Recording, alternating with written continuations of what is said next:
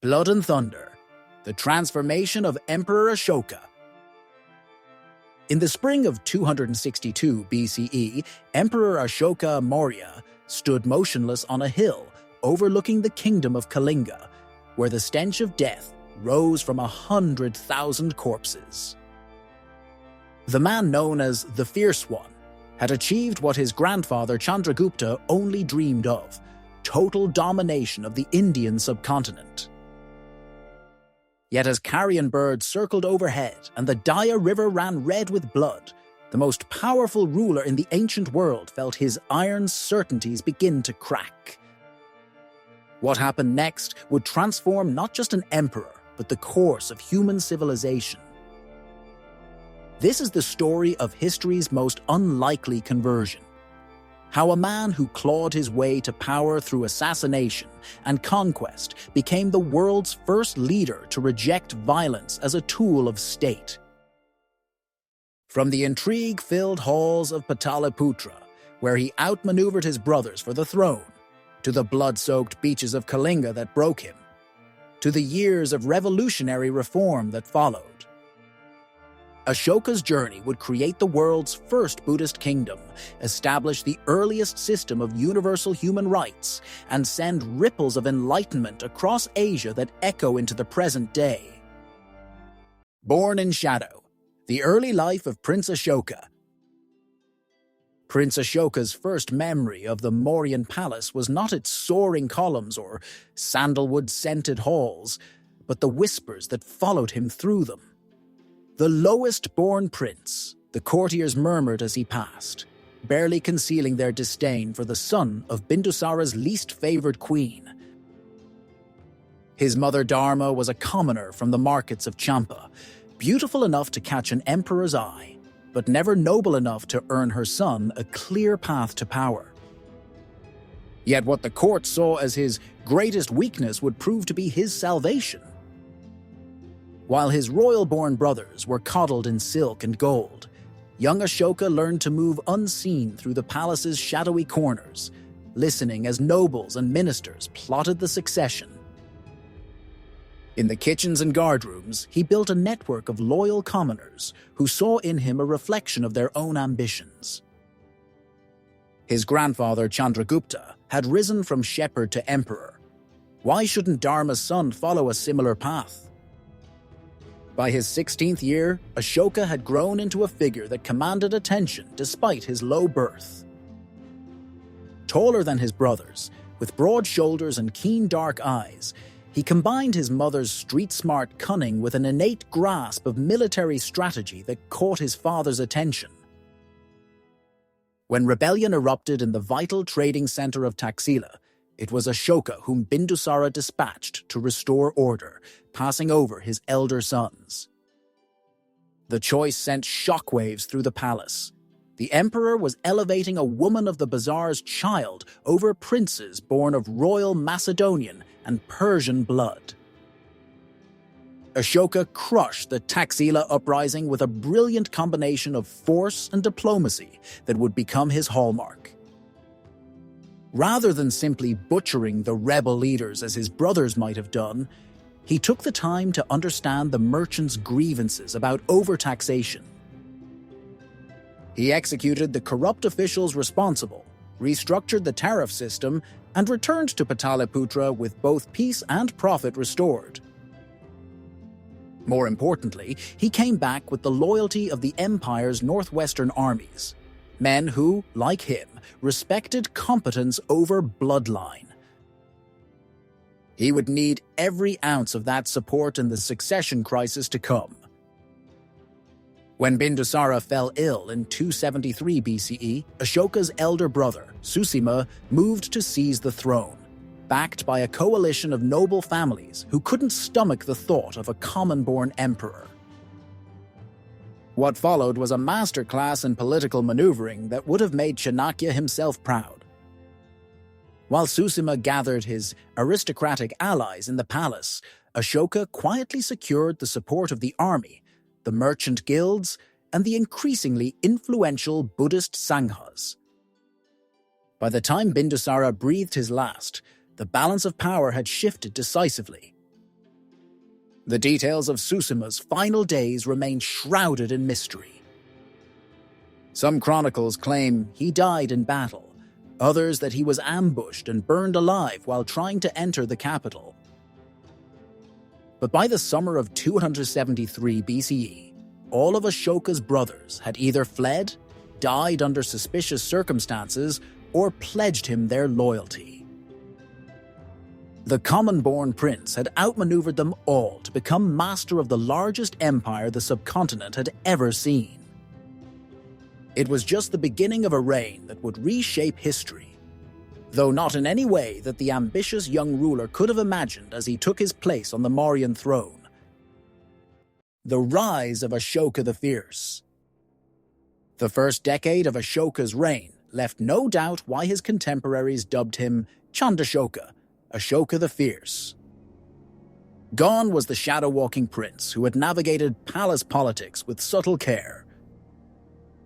In his place stood an emperor, determined to outshine even his grandfather, Chandragupta's military achievements. His court chroniclers claimed he could hypnotize wild elephants with his gaze alone. His enemies whispered that he built a palace of torment called Ashoka's Hell, where prisoners faced elaborate executions. The truth, as always, lay somewhere between legend and nightmare.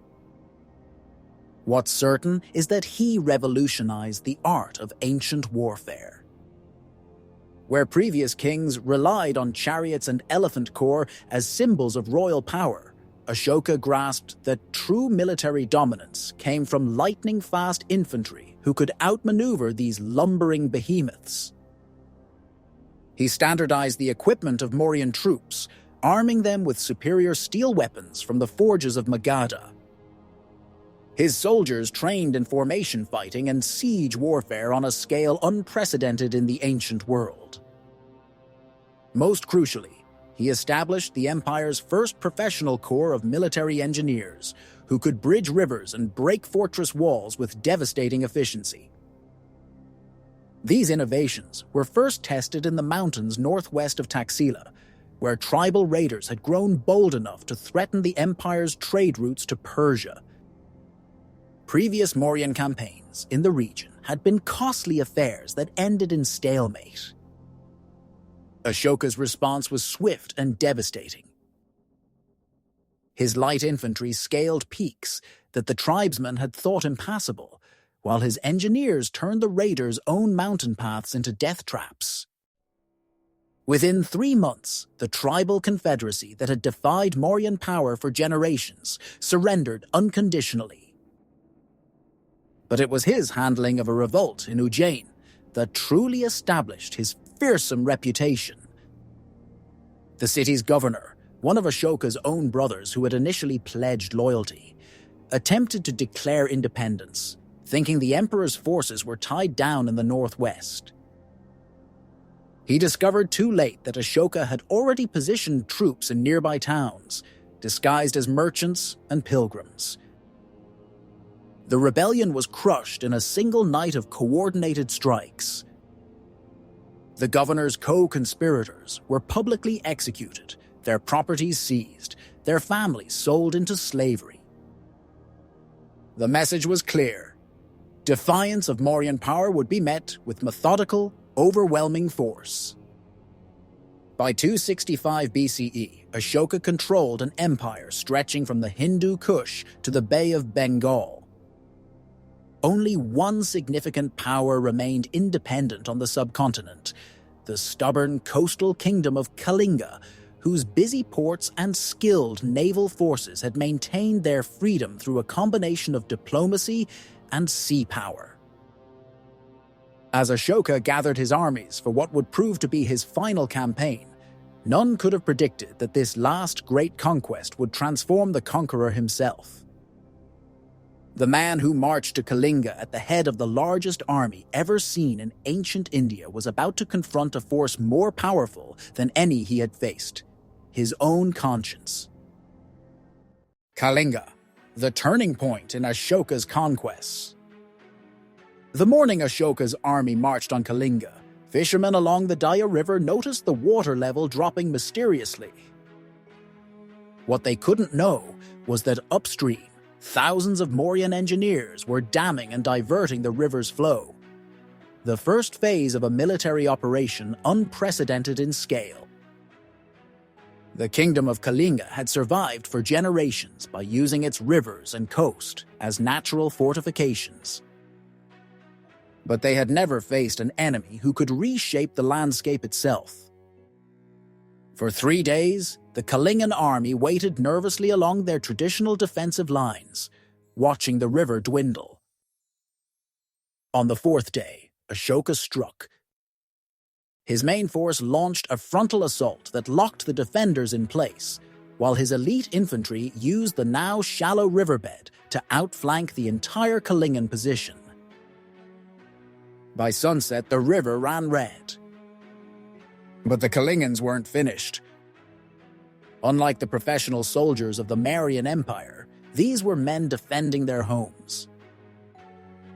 They retreated into the cities and fought street by street.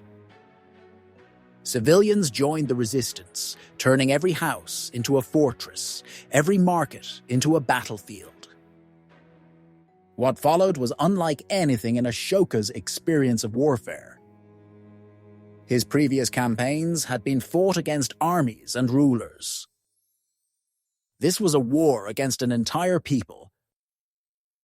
When his troops took one neighborhood, resistance would erupt in another. For every soldier who fell, 3 civilians died. The fighting was so intense that even Buddhist texts, normally reluctant to describe violence, recorded the horrific details. The arrows fell like rain in the storm.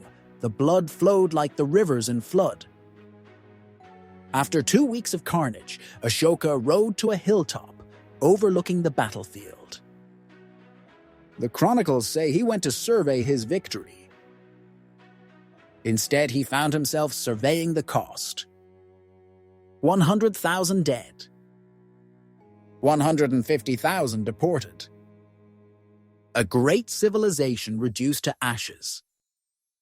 As he stood there, legend says a Buddhist monk named Upagupta appeared beside him. "You have won all the land from the Himalayas to the seas," the monk observed. "But today, have you won or lost?" In a famous edict carved later into rock, Ashoka himself described what happened next. When he had been consecrated 8 years, the beloved of the gods, the king Piyadasi conquered Kalinga. 150,000 people were deported, 100,000 were killed, and many times that number died. This is a matter of profound sorrow and regret to the beloved of the gods. But even these stark numbers couldn't capture the full impact of what he witnessed. Fathers looking for children in the ruins, mothers wailing over dead sons, families torn apart by his ambition. That night, alone in his tent, the most powerful man in the ancient world faced a crisis of conscience that would reshape history. The chronicles say he didn't sleep for days, haunted by the faces of the dead. When he emerged, something fundamental had changed. The man known as the Fierce One was gone. In his place stood someone new, a ruler ready to attempt something unprecedented, an empire based not on fear, but on moral law. Ashoka's transformation, from conqueror to compassionate leader. In the first weeks after Kalinga, Ashoka's ministers thought their emperor had gone mad. The man who once designed elaborate executions for his enemies now spent hours in meditation with Buddhist monks. The brilliant military strategist who had reshaped warfare suddenly banned the killing of animals throughout his empire. Most shocking of all, he ordered the royal hunt, ancient symbol of kingly power, permanently closed. In its place, he planted healing herb gardens. But if they expected this spiritual crisis to pass, they had underestimated the same methodical mind that had once made their emperor such a formidable conqueror. Ashoka approached his inner transformation with the same intensity he had once devoted to military campaigns. He disappeared for months into Buddhist monasteries, emerging with a revolutionary vision. Dhamma, universal moral law, would replace fear as the foundation of his empire. When his ministers protested that this was naive idealism, he responded with a question that silenced them. How many more Kalingas must we create before we are truly great? Under the guidance of his new teacher, the monk Upagupta, Ashoka immersed himself in Buddhist philosophy. But he wasn't content with personal enlightenment. He saw an opportunity no ruler had ever attempted, to use the massive machinery of empire not for conquest, but for moral transformation. The same network of spies that once tracked rebels was repurposed to monitor public welfare. The engineers who had diverted rivers for military advantage were tasked with digging wells and building hospitals. His famous Dhamma Mahamatras, moral officers, were dispatched across the empire to promote ethical conduct and religious tolerance. In 257 BCE, he did something unprecedented. Rather than celebrating his military victories like previous kings, he began carving public confessions into stone. These edicts, scattered across the subcontinent, laid bare his regret over Kalinga and outlined his new philosophy of governance. But they weren't mere propaganda. They established the world's first system of animal protection, created nature preserves, funded public works, and guaranteed religious freedom to all sects. Most remarkably, they insisted that even remote tribes and foreign peoples should be treated not as barbarians to be conquered, but as students of Dhamma to be enlightened. The final proof of Ashoka's transformation came when the kingdom of Devanampiya in Sri Lanka voluntarily sought his guidance. The old Ashoka would have seen an opportunity for conquest. Instead, he sent his own son Mahinda and daughter Sangamitra as missionaries of peace, bearing not weapons, but a sapling from the sacred Bodhi tree. It was the beginning of a spiritual revolution that would spread Buddhism across Asia, not through force of arms, but through force of example. Ashoka's revolutionary edicts, a blueprint for civilization. The same hands that had once carved military orders into messenger tablets now carved something extraordinary into stone. All men are my children. With these words, Ashoka launched the ancient world's most ambitious social experiment.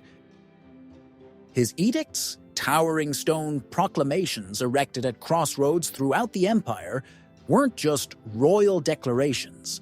They were the blueprint for a new kind of civilization. Consider Major Rock Edict No. 2, found in modern-day Gurnar. In crisp Brahmi script, it outlined the world's first state-sponsored medical system. On every road, I have had banyan trees planted to give shade to man and beast. Mango groves have been planted. At every half-co's, I have had wells dug. Rest houses have been built. Numerous watering stations have been set up for the comfort of man and beast. The same edict mentioned hospitals for both humans and animals, a concept so ahead of its time that it wouldn't be seen again for over a millennium. But Ashoka's true genius lay in how he transformed the empire's bureaucracy. His infamous spies became Rajukas, traveling judges with the unprecedented power to overturn even his own decisions if justice demanded it. He established the Dhamma Mahamatras, moral officers who ensured ethical treatment of prisoners, fair trade practices, and religious tolerance. Most radically, he ordered these officials to drop everything and respond immediately if a single citizen reported injustice, regardless of their social status. What truly sets Ashoka's edicts apart was their tone. Unlike the boastful proclamations of other ancient kings, his were startlingly personal and self-critical. In one, he confesses to taking 3 days to respond to an urgent matter, promising to have food and water brought to his office so that he could handle future crises immediately. In another, he worries that his love of hunting had set a bad example. These weren't just laws. They were a ruler thinking out loud about how to be better. His most revolutionary act was establishing a vast network of Dharma missionaries. But these weren't typical religious evangelists. They were instructed to respect all faiths while promoting universal moral principles. He sent them west to the Greek kingdoms of Antiochus and Ptolemy, south to Sri Lanka, and east to Burma. Their message was radical. Different peoples could keep their own beliefs while sharing common ethical principles. It was perhaps the world's first attempt at establishing universal human rights. As we move into our final chapter, we'll see how this revolution in governance created something unprecedented. An empire held together not by force or fear, but by shared moral principles. More importantly, we'll discover how Ashoka's experiment would influence leaders for generations to come, from distant Asian kingdoms to modern India itself. Ashoka's transformation, from conquest to compassion. The transformation of the Mauryan Empire under Ashoka's new philosophy was like watching a sword being beaten into a plowshare. The vast military machine that had conquered Kalinga became an engine of public welfare. Former barracks transformed into meditation halls. Fortress walls were dismantled to build hospitals.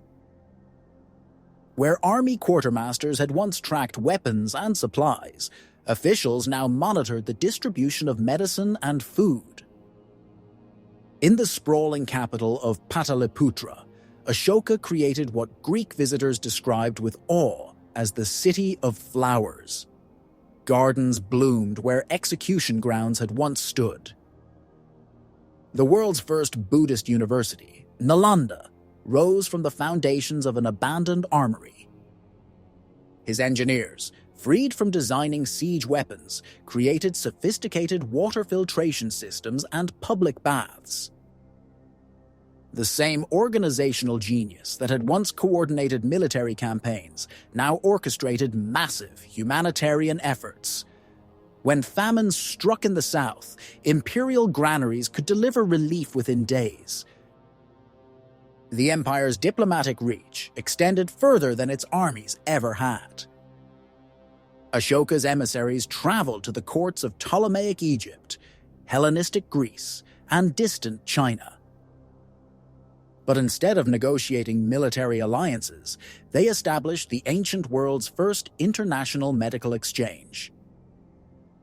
Greek doctors came to study Indian pharmacology, while Indian physicians brought their surgical techniques west.